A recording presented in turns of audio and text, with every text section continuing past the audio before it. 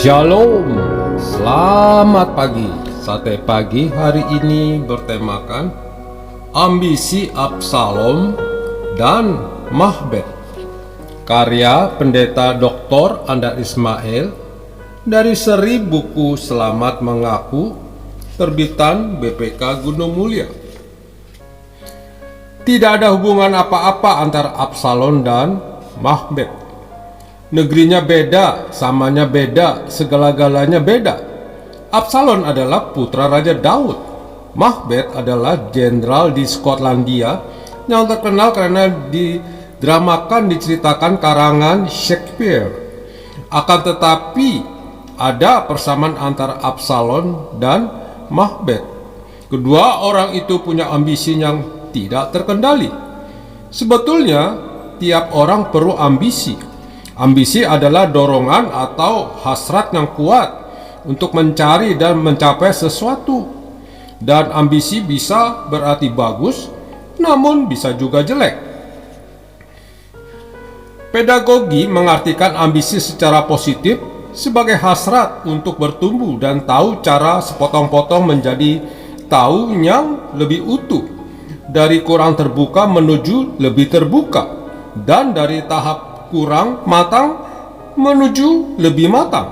Ilmu pendidikan Kristen, orang dewasa menilai ambisi bukan sebagai hasrat yang mendadak, melainkan sebagai hasrat yang berkelanjutan. Aspek berkelanjutan itu terkandung dalam ungkapan Mehri Tentante Somen. Sebaiknya ambisi juga bisa menjadi jelek. Ambisi bisa menjadi hasrat yang begitu kuat untuk memperoleh sesuatu, sehingga kita nekat menempuh cara yang berlawanan dengan akal sehat dan bertolak belakang dengan identitas kita yang sesungguhnya. Itulah yang terjadi pada Absalom dan Mahbet. Mari kita lihat ceritanya satu persatu.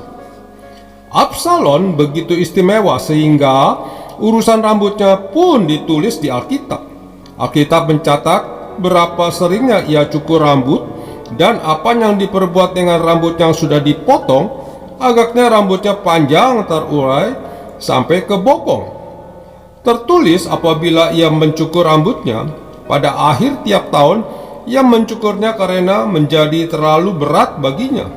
Maka ditimbangnya rambut itu 200 sikal beratnya. Bisa dibayangkan rambut Absalom yang lebat, ikal hitam berkilau, harum semerbak dan bergoyang-goyang saat ia berjalan. Lalu rambut yang dipotong itu dikumpulkan dan ditimbang, mungkin diperebutkan oleh nona-nona pengganggunya.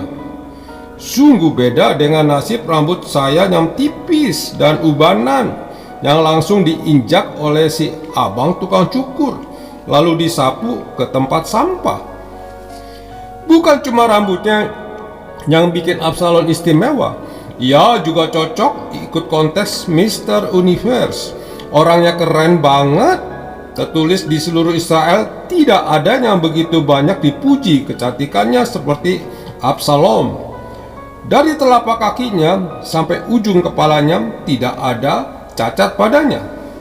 Wow.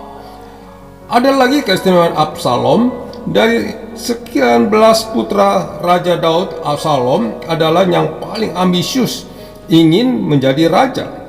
Maka mulailah Absalom kasak-kusuk mencari dukungan.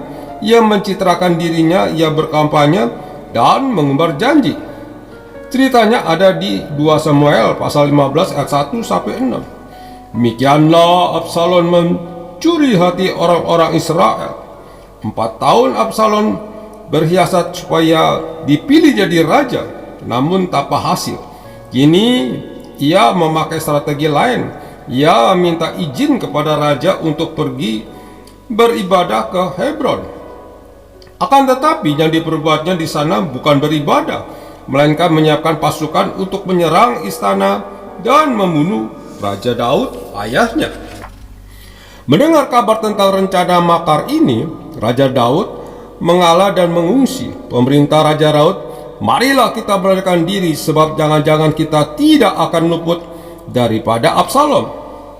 Lalu Raja Daud melarikan diri ke padang gurun. Tertulis, Daud mendaki Bukit Zaitun sambil menangis. Kepalanya berselubung dan ia berjalan dengan tidak berkasut. Juga seluruh rakyat yang bersama-sama dengan dia masing-masing berselubung kepalanya, dan mereka mendaki sambil menangis. Bayangkan kebesaran jiwa Raja Daud. Sebetulnya dengan mudah ia dapat menumpas pemberontakan ini. Namun ia rela mengungsi karena ia tidak ingin putranya itu terbunuh. Akan tetapi Absalom begitu merasa puas jika Raja Daud belum terbunuh. Oleh sebab itu ia mengejar Raja Daud. Lalu di hutan Efraim pecahlah perang antara pasukan Absalom dengan pasukan Raja Daud. Tertulis, pada hari itu terjadilah di sana pertumpahan darah yang dahsyat, 20.000 orang tewas. Pada hari itu pula terjadi peristiwa naas itu. Absalom tewas tertikam 3 buah lembing seorang tentara. Ambisi Absalom untuk merebut tahta berujung tragis. Raja Daud terkulai lemas menerima kabar naas itu. Ia meratap, "Anakku Absalom, kalau aku mati menggantikan engkau, Absalom, anakku." Sekarang beralih ke Mehmet. Mehmet adalah kesatria keturunan bangsawan yang tinggal di Puri Donsinam di utara kota Perth di Skotlandia. Ia adalah jenderal yang berdedikasi pada Raja Dukram. Mehmet berambisi menjadi Raja Skotlandia. Mau tahu ceritanya yang menarik dan sudah dibumbui? Kalau begitu kita lihat buku drama William Shakespeare. Warga gereja Anglikan dan sastrawan Inggris yang menyumbangkan 1.700 kata baru ke dalam kosakata bahasa Inggris dan menulis puluhan karya sastra meskipun ayahnya hanya seorang penjahit yang buta huruf. Suatu hari Macbeth mendengar dari peramal, "Macbeth, you will be king." Macbeth bingung di rumah. Lady istrinya girang sekali. Mulailah mereka mencari akal untuk membunuh Raja Duncan. Kebetulan Raja Duncan menginap di puri milik Macbeth. Pada malam itu, Lady menyelinap dengan pisau terhunus ke kamar Baginda. Namun ia gemetar sebab yang dilihatnya bukanlah Baginda, melainkan almarhum ayahnya sendiri. Lalu ia menyuruh Macbeth. Macbeth berkata, "Aku tidak tega. Raja begitu baik kepadaku." Lady mendetik, "Kalau kamu tidak berani, seumur hidup aku akan menghina kamu sebagai pengecut." Macbeth menurut. Keesokan harinya Skotlandia gempar. Baginda tewas.